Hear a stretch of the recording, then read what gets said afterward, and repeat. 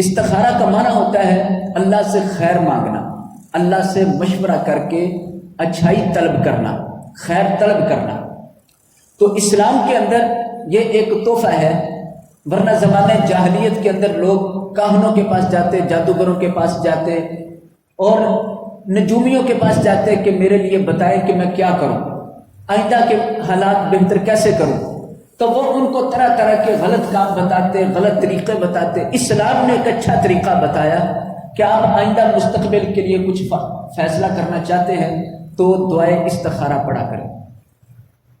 دعائے استخارہ کے لیے طریقہ یہ ہے، اچھا وضو کر کے 2 رکعت نفل پڑھے جائے، اس کے بعد دعائے استخارہ پڑھی جائے جو نبی صلی اللہ علیہ وسلم نے سکھائی ہے۔ اللہم انی استخیرک بعلمک واستقدرک بقدرتک واسألک من فضلک العظیم، آخر تک۔ اس دعا کے اندر اللہ تعالیٰ کی تعریفیں اور اللہ سے التجا ہے کہ اللہ میں ایک معاملے کے اندر فیصلہ نہیں کر پا رہا، آپ میری مدد فرمائیں، آپ تو سب کچھ جاننے والے ہیں، قدرت والے ہیں، طاقت والے ہیں، آپ میرے لیے ایک اچھا فیصلہ فرما دیں۔ تو پھر انسان یہ کہتا ہے اے اللہ جو کام میں سوچ رہا ہوں اس میں جو بہتر ہے دنیا کے لحاظ سے، معیشت کے لحاظ سے، میری عاقبت کے لحاظ سے، اگر بہتر ہے تو مجھے عطا کر دے اور مجھے اس پر راضی اور خوش کر دے، اس میں برکت عطا کر دے۔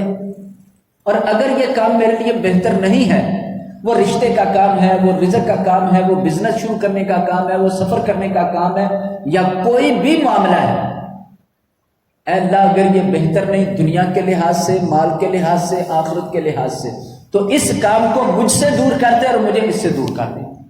اب اس دعا کو پڑھنے کے بعد آخر میں بندہ یہ کہتا ہے اے اللہ جو بہتر نہیں اس کی جگہ بہتر بھی عطا کر دے، اگر بہتر ہے تو دے دے، جو بہتر نہیں اس کے بدلے میں بہتر مجھے جلد عطا فرما دے۔ یہ دعا کرتا ہے۔ اس کے بعد کوئی خواب نہیں آنا ہوتا ہے، جس طرح مشہور ہے کہ اس کے بعد کوئی رات کو خواب آتا ہے، یہ ضروری نہیں۔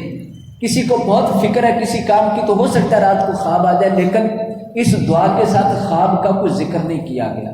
دوسرے نمبر پر اپنا استخارہ آپ ہی کرنا ہوتا ہے۔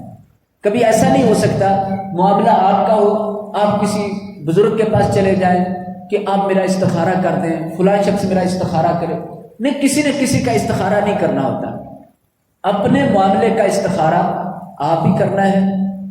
اگر والدین اس میں متعلق ہیں تو والدین بھی ساتھ استخارہ کریں، اگر اس میں بھائی متعلقہ ہے تو وہ بھی استخارہ کریں، لیکن پہلے خود پھر باقی لوگ بھی ساتھ اس کے استخارہ کر کے اللہ سے التجا کریں گے۔ پھر اللہ تعالیٰ یہ کریں گے کہ اس بندے کے دل کے اندر اچھائی کی طرف رغبت اور اچھائی کے رستے اس کے لیے آسان کر دیے جائیں گے، اور جو اس کے لیے فائدہ مند نہیں اس سے نفرت کروا دی جائے گی اور وہ چیز بھی دور ہٹا دی جائے گی، یہ بچ جائے گا اس سے۔ یہ اللہ تعالیٰ نے استخارہ کا ایک تحفہ رکھا ہے۔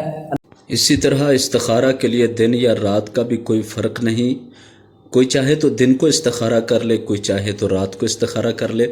جس طرح بعض لوگوں نے یہ بھی مشہور کر رکھا ہے استخارہ کرنے کے بعد سو جانا چاہیے، تو استخارہ کے بعد سونا کوئی ضروری نہیں، نہ استخارہ کر کے سونے کا کوئی اس کے ساتھ تعلق ہے۔ دن کے وقت، دوپہر کے وقت جب کوئی چاہے بطور دعا استخارہ کیا جا سکتا ہے، تو کوئی فرق نہیں ہے اس میں۔ دوسری بات، صحیح بخاری شریف میں ہے کہ عبداللہ بن مسعود رضی اللہ تعالیٰ عنہ ارشاد فرماتے ہیں رسول اللہ صلی اللہ علیہ وسلم ہم کو استخارہ اس طرح سکھایا کرتے تھے جس طرح قرآن سکھایا جاتا ہے، یعنی قرآن کی سورہ کو کوئی بھی صورت اس سے بڑے اہتمام سے، بڑے احتیاط سے سکھایا جاتا ہے، اسی طرح نبی صلی اللہ علیہ وسلم استخارہ بڑے اہتمام سے، بڑے احتیاط سے سکھایا کرتے تھے۔ تو استخارہ کی بہت زیادہ اہمیت ہے، ہماری زندگی کے اندر اس کی بہت زیادہ ضرورت ہے، یہ عبادت بھی ہے، اس کے فائدے بھی ہیں، اللہ کے ساتھ ایک تعلق بھی ہے۔ تو استخارہ کی دعا کرتے وقت جہاں حاصل امر کا لفظ ہے وہاں کوئی چاہے تو اپنی ضرورت کا نام لے، کوئی شادی اور رشتہ طے کرنا ہے، 2 مختلف جگہ ہیں تو کسی ایک کو کنفرم کرنے کے لیے، کسی ایک کو سلیکٹ کرنے کے لیے، چوز کرنے کے لیے استخارہ کیا جا سکتا ہے۔ کوئی کاروبار مختلف قسم کے ہیں، کون سا کرنا چاہیے استخارہ کر لیجئے۔ اسی طرح کوئی بزنس شروع کرنا ہے اس کے لیے استخارہ کر لیا جائے. تو اس طرح دو مختلف جائز صورتوں کے اندر استخارہ کیا جاتا ہے کہ کس ایک جائز کو اپنایا جائے. لیکن حرام چیزوں کے اندر کسی طرح استخارہ کا حق نہیں ہے، اجازت نہیں ہے. مثال کے طور پر چوری کروں کہ نہ کروں، بدکاری کروں کہ نہ کروں، شرعی احکام کے خلاف جو نکاح ہیں وہ کروں یا نہ کروں، ان چیزوں میں استخارہ نہیں کیا جاتا. جہاں شریعت نے رہنمائی عطا کر دی ہے وہاں اسی کی پیروی کرنا لازم ہے، اور وہاں استخارہ کرنا وہ غلط اور باطل ہے. استخارہ صرف وہاں ہے جہاں دو مختلف چیزیں ہوں لیکن دونوں جائز ہوں، تو پھر ان دونوں جائز میں سے کون سی زیادہ بہتر ہے یہ معلوم نہ ہو سکتا ہو تو پھر استخارہ کر کے اللہ تعالیٰ سے مشورہ اور خیر طلب کر لی جاتی ہے. پھر اللہ تعالیٰ دل کو اس طرف مائل فرما دیتا ہے جس طرف بہتری ہو. اسی طرح ایک اور بات بھی ہے کہ استخارہ کے اندر بعض لوگ چوری وغیرہ تلاش کرنے کی کوشش کرتے ہیں کہ چور مل جائے، تو چوری وغیرہ، ڈاکہ وغیرہ، نقصان وغیرہ معلوم کرنے کے لیے استخارہ نہیں ہوتا. لہٰذا اگر کوئی شخص استخارہ اس لیے کر رہا ہو کہ وہ اپنی چوری کے لیے چور کو معلوم کرے، ڈاکو کو معلوم کرے، یا کسی بھی نقصان دینے والے انسان کا پتہ لگائے، تو یہ استخارہ اس مقصد کے لیے ہے ہی نہیں.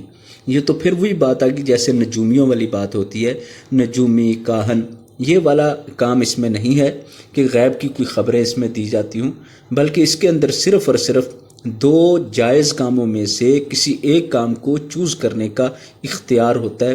تو اس کو اللہ تعالیٰ کی مرضی کے مطابق کرنے کے لیے استخارہ کیا جاتا ہے، تاکہ اللہ تعالیٰ کی مرضی کے مطابق اللہ تعالیٰ سے خیر طلب کر کے، اللہ سے مشورہ طلب کر کے، اللہ سے بھلائی طلب کر کے اللہ کی مرضی کے مطابق وہ عمل ہو جائے اور اس سے پھر فائدے بھی اچھے طریقے سے حاصل ہو جائے.